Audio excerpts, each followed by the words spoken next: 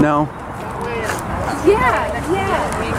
Oh god. It's like a war. These guys are so peaceful.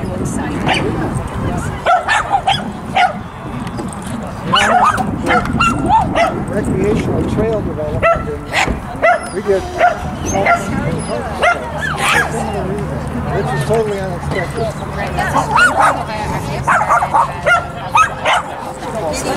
Sure, I can videotape. We got a lot of videos. Brian videotaping. Alright, so thanks for coming. This is the EV Roundup. It's the first time we're calling it, but not the first time we've gathered a lot of electric car owners together for an event. My name is Matt Roberts. I work for Upgrade Athens County, or Upgrade Ohio. And today we have a couple of partners coming out to talk about you know, the work that we've been doing over the last year. A lot of you have heard of the EV loan program. That's great. A lot of you have taken advantage of that. My name is Dennis Miller, and I build solar electric vehicles. We got a pretty good crowd here today. I was hoping we had more people from the outside. It feels like we're preaching to the choir a little bit, but that's okay. I think with the present political climate, things are a lot different than they were a year ago. A year ago, we would all assembled and said, it seems like a good idea to be driving electric vehicles charged off the sun, but now, even though we feel that way, it's more passionate now, because it's really become a political statement now. To decide that we want to live in a way that's sustainable, and that's what we're all working at, and that's why it's really cool that everybody has showed up, and everybody keeps showing up for this. So, this vehicle here was my first vehicle. It had a foam body originally, and I dispensed of that when it caught on fire one day. Oh, no. I decided to put an aluminum body. So, and that's not too bad. It looks a lot better with the aluminum body too. And this is a very simplistic vehicle. It's the motor's exposed in the back, so everybody can see the motor in the back. The controller is right in behind it in here, and the batteries are visible, and the throttle. So the basic parts of it are the batteries, the throttle, the controller, and the motor. The correlation between fossil fuel and solar energy. It takes 330 plus 100 watt panels under full sun like this for 1 hour to give you the equivalent of a gallon of gasoline. So it's easy to see why gasoline is so prominent. Stick a gallon of gas, 10 gallons of gas in your car, you drive all over the place, drive a few states away. So it's obvious that it's going to become very addictive, you know. And that's, you know, you go out here on the street and everybody's driving their fossil fuel vehicle because it's so convenient. You know, you go in, you spend 5 minutes filling it up, and you go for several hundred miles. So if you want to drive solar electric, there's a trade-off. And that's why everybody here that's driving electric or driving solar electric is really making a political statement, you know, in saying that, you know what, I'm willing to trade off some convenience for the sake of the planet. Because what it all comes down to is if we really want to be secure and we really want to be happy, then we've got to sort of look out for each other and not just have a me-first attitude, which seems to be what's currently going on with our government. So that's why I say it's a political statement to charge your vehicle off sun or to drive electric or to buy an electric vehicle. Because you're saying, no, we don't want to do things that way. We want a world that's sustainable, and we're willing to make the trade-offs and sacrifices for that. So, this last summer, okay, let me put it this way. I live off-grid, so I have a car, it's got 300 watts worth of panels on it and stuff, but that's not enough to do a whole lot of good. So I live off-grid, and I have a charging station down there, and it absorbs the charge during the day, puts it in the batteries, then I drive in it in the evening download the charge through an inverter, in through my battery charger, then charging up the batteries in the car. So for a couple of years I did that, and I thought, oh, that's cool. You know, these fans all running and whirring and stuff, they're all powered by the sun, that's cool. And then after about 2 years, I couldn't stand the fans going anymore. So last summer, in Tupper's Plains, which is where my shop is, I built a charging station, and now I'm direct charging the same vehicle directly off the sun. So I directly charge off the sun into the batteries. And that feels real good. As a matter of fact, the first day I did it was so quiet, you know, without those fans all whirring and stuff. You know, after about 3-4 hours, I went out to the vehicle, I thought, oh, it didn't work, you know. It didn't make any noise, you know. So I took it up and plugged it into the grid, and sure enough, it only charged for about 5 minutes. The charger was topped off. So I think direct charging is a cool way to go about doing things. It's more efficient. You're not running through an inverter and then through a battery charger. You're not running from DC to AC to DC again. So you're just directly charging off the panels. But that involves, once again, a trade-off.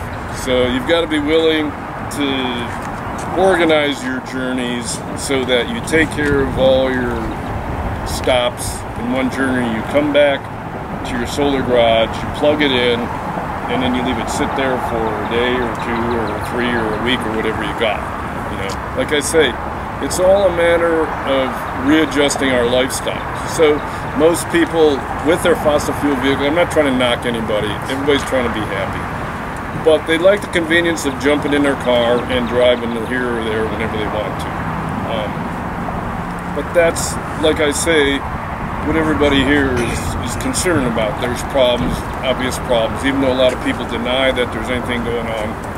Let me see, I think it was yesterday, 200 people drowned down in South America, you know, because of the floods. And more people are beginning to be aware that, wow, there's something going on. So, you know, I don't advocate living a horribly terrible life. I love having vehicles. You know, I think having a vehicle is an extension of our freedom, you know. But if we're going to do that and trash the planet, then we've gained nothing. If you want to talk to me about what this is and go search online, I had to travel to go find it, and there's probably still a few out there. But this is a Bramo. It was bought by Victory, and so the company Bramo doesn't exist anymore. And I don't know a lot. I mean, I know this is a battery pack, and I ride back and forth out past Albany, 65 miles an hour, and I go there, drive around town, and go back, and I'm fine. So it's perfect for a commuter vehicle. Give us a mileage range.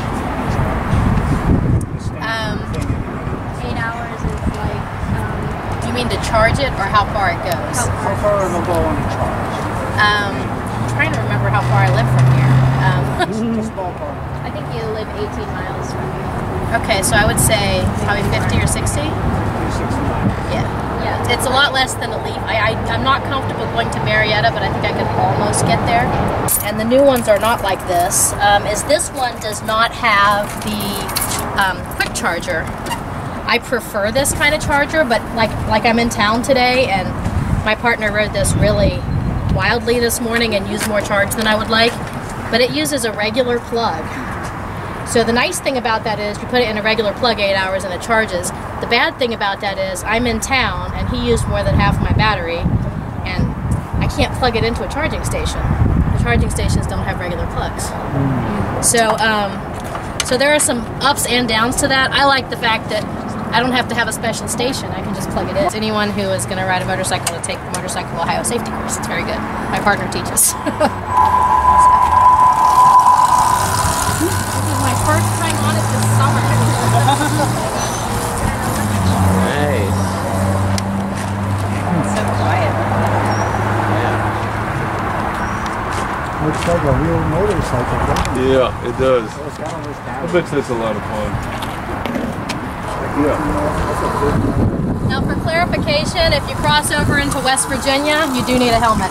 So that's really close. But You know, exploring this, moving towards plug-in hybrids, just for an efficiency kind of thing. But then also they're developing their own all-electric cars as well. So this is something that's kind of just happening because I know there was some mention of, you know, political barriers such as, you know, not having automakers have a certain standard, but you know, I really think that for larger demand across the world, there's countries that are moving towards all electric and banning sales of cars that have petroleum in them. So I think that kind of in the economics of scale talk makes things move pretty quickly. We'll be seeing a lot more plug-in hybrids and electric cars. Thanks for sharing. Available throughout the whole country until fall. We're bringing it out a few states here and a few states there. The closest you can get one is to go to Maryland and get one. How about the Chevy Volt or Bolts? Volt is the hybrid. No, Bolt, Volt. Bolt is the all electric. Yeah. Right. So there's another U.S. company that's making all electric. All the Volt's the hybrid, but all electric is the Bolt. So Chevy's making both. Right. But as far as all electric, the Bolt is the only other one than Tesla's that you know. So Chevy's the only one that's really hot and heavy in the all electric cars right now. Where the other ones are just plug-in or We'll get to the Volts. Though it should be noted the Nissan Leaf is all electric. But it's not made here. That's what I'm saying. It's the only other American car company making it. It's made in Tennessee, actually. Yeah, It's made in Tennessee. Yeah, right. So I mean, it's not an American company, but it's definitely made in America. Yeah. And the Volt isn't actually a hybrid; it's a dual drive chain. So it has a all gas and a all electric. Presently they are. Presently they are, and But he's saying there's a new model coming out which is all electric. I don't know. I haven't heard the Bolt. Bolt. B Bolt. versus B. Bolt. Yeah, it's amazingly confusing, but it's actually really cool. It's about 200 mile range. B-O-L-T. Bolt. Yeah. It's out. It's Bolt. Which car company? Chevy. Chevy is making a Bolt now. Chevy makes the Bolt. Chevy makes the Volt in Hamtramck, Michigan. The Bolt is made in Orient Township, Michigan. But anyway, we'll get to Volts and Bolts later. It's Southwind. That's General Motors. Okay, so this is a 2012 Mitsubishi i-MiEV, which stands for Mini Electric Vehicle. It was the first all-electric vehicle that was allowed on U.S. highways because back in 2012, it was the only one that could go more than 35 miles an hour. So there were other electric cars around, and there was a gentleman here in Athens that did have one, but he could never get on Route 50 because his car wouldn't go over 35 miles an hour. So this is the very first one that was U.S. highway legal. When it first came out, I could get about 65-mile range on it. However, because of my extra weight now, it's about 35. So I've been doing some experiments, and what I've done is, if you want to come around to the back, I'll show you.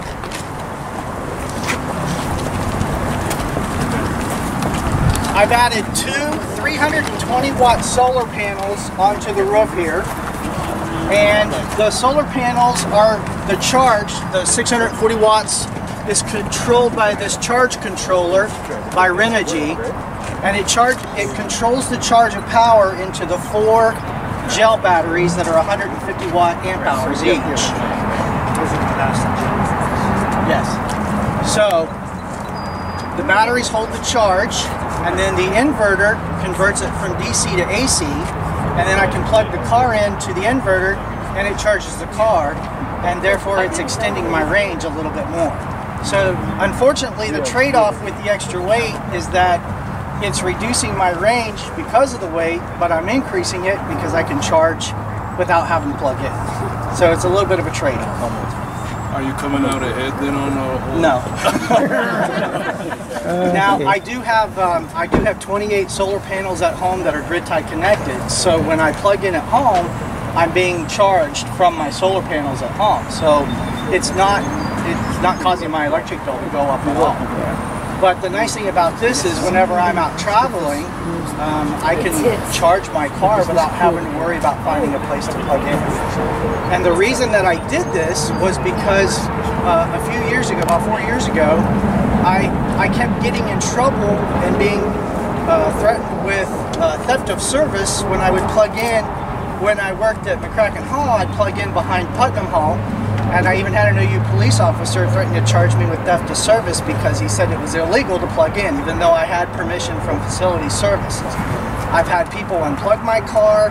They've left notes on the windshield saying that I was stealing electricity and why should the students have to pay for it.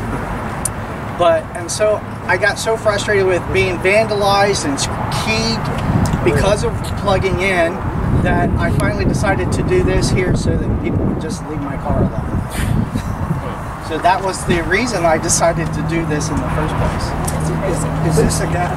It's all electric. It's all electric. All electric. All electric. The original batteries that came with the car Is inside the car. It's a lithium. lithium. Yeah. So it has a lithium battery.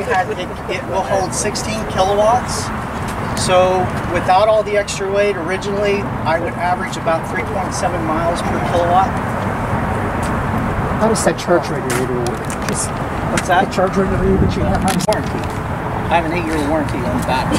So you have to plug your inverter into the charging port. No, actually I plug the car with the plug-in here and then just plug it into the inverter. So there is a power loss when you're going from DC to AC back to DC. So I do have a power loss, but I don't have the skills to get into and directly wire right into the car's battery. How many watts of panels? You got 440? No, they're 321,000 for it. So again, as long as I'm not driving very far, I drove from Washington County, so I've used up most of my power. But if I was just driving locally, if I lived here in Athens, I would never have to plug in. eBay.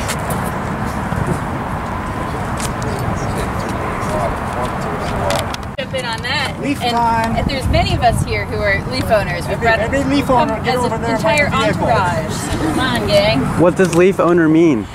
Well, a Leaf owner is a proud EV group. We've got, I think, a lot of different models represented here. But as you can tell, there's not a huge difference in terms of year.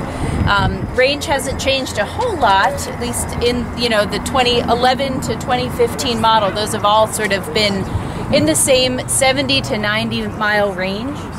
I think you could argue that nationally, the Leaf has become the most widely adopted electric car on the market. I'm not the one who could answer good technical questions. I'm going to leave that to Ben Lockman, wherever he went. Or anyone else who might. Kyle probably could answer some of these questions. But I've got mine open here if you guys want to look at the internal a bit. And the charge port, which is up front here, pretty conveniently. There's two levels of charging that my car can do, and many of these cars have that option. Some don't have this fast charge port, but most of us get this. Is sort of comes standard with the model, and the charge port on the end, just like with the motorcycle, is a standard 110. So easy to plug into one's garage at night. Just how we do it. And I think that the thing that I've found is the real advantage to the Leaf is that on a day-to-day basis, when you're rarely traveling more than 50 miles round trip, you have more than enough power to get where you're going and come right back. So I've really found it to be very convenient for the most part. Does anyone else want to add anything about their Leaf experiences? Well, I've driven 22,000 miles on nothing but solar panels. I'm real pleased with it. It's a very nice car. Just to add, Carol is wife of former William Beal, who is actually inspiration for a lot of our groups, and I think he's behind the credit union loans. I don't know if I should reveal that. He's a great innovator and inspiration to all of us, and this is Carol. Do you know how many solar panels you have to have just to keep the car running? We happen to have 40 solar panels, but we run everything. It runs our whole house, the car, and I put quite a bit back in the grid, so the AEP actually reluctantly pays me for the extra charge. But of course, it depends on how many trips I make. Like today, I made a trip out to Chansey and back, so I'll use more power today than yesterday when I didn't use the car at all. This is a 2013, and we bought it new because there were no used ones when we bought it in 2013, and we had to go up to Columbus to get it. We didn't go to Columbus. I just bought it over the phone, and they were so eager to sell it. It was the only one on sale in Columbus that they actually shipped it down free on a flatbed truck. Now, what I want the EV Club to do is to get an EV technician closer. I've got 2 recalls. I don't want to drive up to Groveport, which is the closest place. I mean, I can get there, but just barely, and I don't want to. You think one of our dealers would do that? Well, I've talked to the local man. He's not interested. Right. It's a pretty big lift, I think, for dealers to hire an EV technician. $30,000, he says, it would cost him. And of course, the thing is, Leaves never had any trouble, so he's not going to get any much money.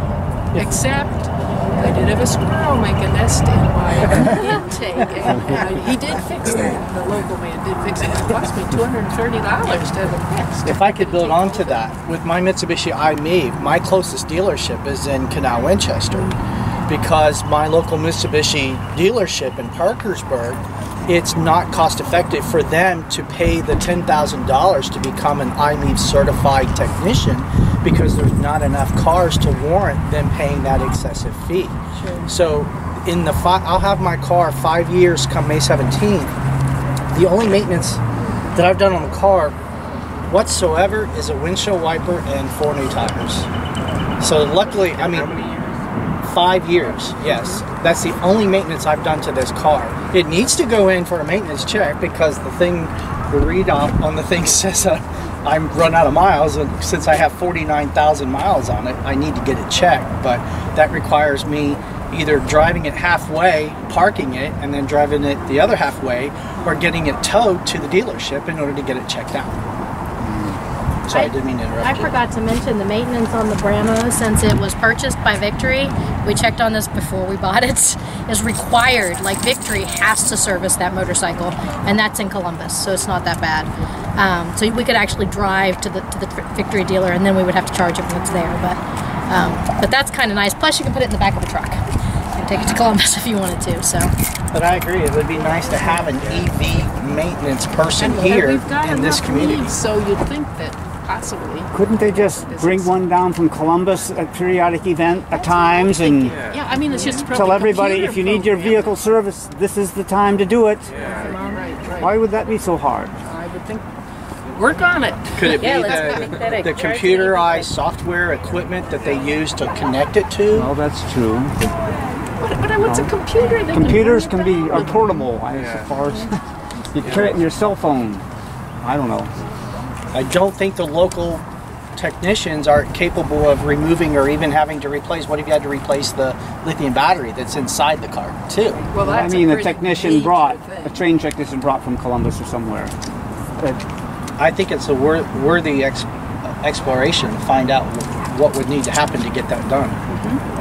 Well, it seems like just the checking part, because we're required to check yearly the battery and everything for them to honor the warranty, which is actually quite good. The checking part, you'd think, would be an easy portable thing to come check. If they checked it and said, hey, your battery, you might need a new one, then haul it to those, really expensive places to have that done. That's I think would be more reasonable. Well, that is the function of the EV Cruisers Club. The goal is to really be advocates for these types of vehicles, and now we really have reached a critical mass, I would say, for a region, and I think it is time to really kind of unify our voices and say this is a need, and we will actually use this service. It's important to us, and it's good timing. And I think too, I mean, when we're talking about these vehicles as that is a huge barrier, I think, for some people. They say, I'm worried to buy a car that's so special. When in reality, the only thing special about it is the battery and not the motor. Otherwise, it's a standard car. I had a deer knock the side mirror off my car, and I just took it to a standard auto repair place, and they put a new one on. I mean, for the most part, the body can be maintained, and worked on by just about anyone, you know, any dealer or local mechanic, but it is those batteries. So yeah, I think that's absolutely a great point, Carol, and something that this year can really be a focus for the EV Cruisers Club, and it'll be good to work on. One more thing about the EV Cruisers Club is that you get a lot of people who already have experience with a car. So, for instance, when you do have to take it to Columbus, you know where the charging stations are that you can stop at, how long it takes to charge. Like Carol told me before I took mine up for my 30,000 mile, to stop at Reichert, because mine's at Germain, which I can't make it to Germain, but I can make it to Reichert if I drive between 45 and 50 miles an hour. I can make it up with your air conditioning off. With my air conditioning off. I never use my air conditioning anyways. But if you get up to Reichert, they've got quick chargers there. Last time I was there, it was like 12. There's 12 different stations, so nobody else was using them, and plugged in, got up there, they quick charged it up there, brought it back down to Reichert. I charged it again, came down. So it wasn't that. What it taught me was that, God, I might actually take this thing to Columbus and just go shopping sometime. You know, so it's good to have other people's experience too, which is why if you're thinking about getting an electric vehicle, join the club. Yeah, truly it helps. We did the same thing. Lancaster Bob Boyd Ford dealership has a quick charger. We just stopped up there and went to Sears and ate lunch and came back and came home, and it worked really well. That was after we were bringing it home from Germain in Columbus. So. It was actually quite nice of them to charge it was free. A third-party vehicle. They didn't have to do that, and they did, so that was nice. And I don't think it was a quick charger. I think it was the level 2 charger, but it was still like charged back up in 2 hours. It was a couple hours. So window shopping, ate lunch, they're good to go again. So we really see this too. I mean, in terms of opportunities for the shops and destination points along the 33 corridor. If, say, Logan or the exit for Hocking Hills had a fast charger or even a level 2 charger, that really does drive business there. And in fact, there is a charging station at the inn at Cedar Falls up at the Hocking Hills. So if you make it that far, you can charge there and take a nice hike and then keep going. There's also one at the Energy Institute in Logan, Ohio. It's owned by Hocking College, so that's another stop one could make. You do need to kind of call ahead. There's also one in Canal Winchester, I think, at the CVS. So there are a couple of options. I'm sorry, Walgreens. You're right.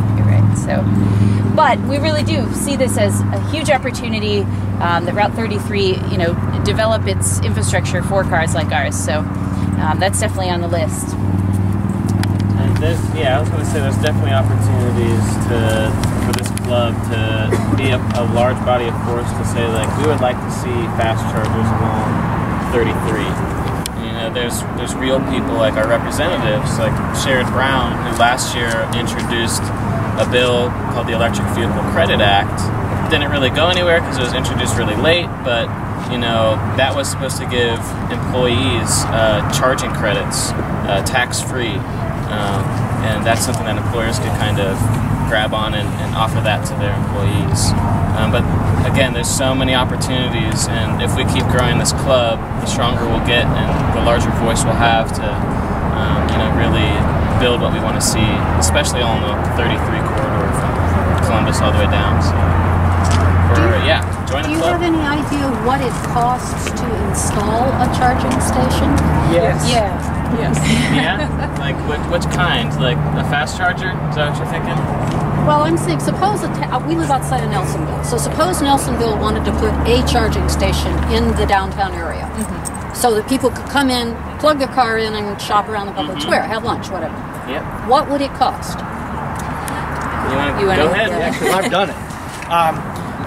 The level 2 charger that I bought at Home Depot for $749, and then I bought a $100 roll of cable of 13.3 and ran it from my electric box up through and down to plug it in. So I think I spent maybe $850 plus connectors and did it myself at home. That's a level 2. So I think usually for public, like charging station, usually it's like $5 to $6 grand is what it costs for a municipality to put one in. The trenching is Just depends expensive on where it's at. to install it. Any business can install a level 2 charging station and make it available to anyone. That's true. It's just a matter of having it hooked up to its own double pole breaker. That's all it took for mine was a double pole breaker. That was it. The city of Athens actually got a donation from Nissan USA to install 2 level 2 chargers, actually 4 level 2 chargers, and the city did just purchase its first Nissan Leaf as a fleet vehicle. The co-director is driving it around. So we've, I think, crested a real turning point that the city is interested and wants to build out its fleet for, you know, kind of the local tasks that their city administration is doing. So that's exciting.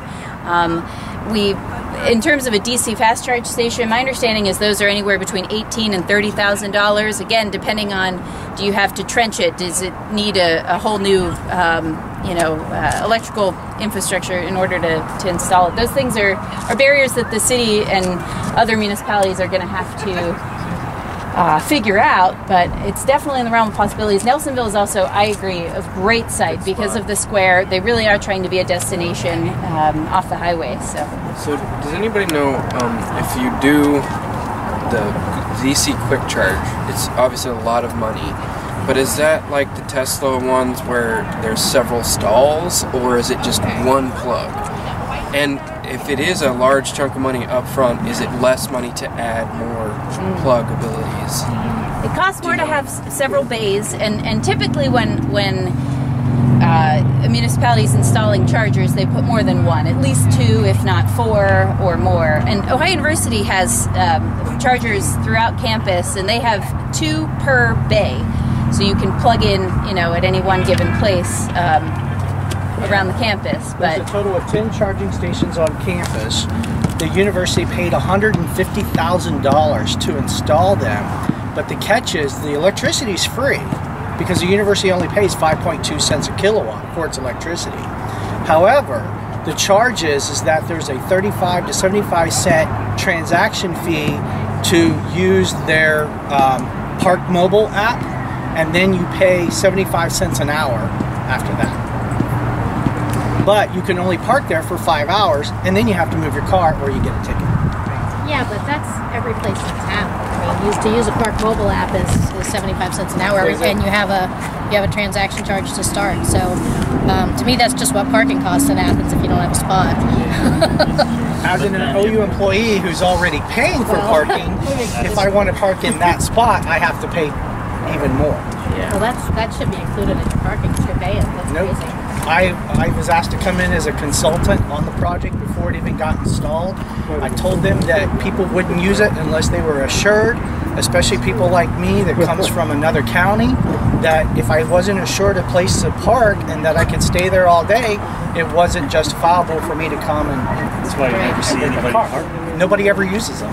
And for the amount that they paid, the $150,000 was incredibly too much when I can do the same thing for $850 at home.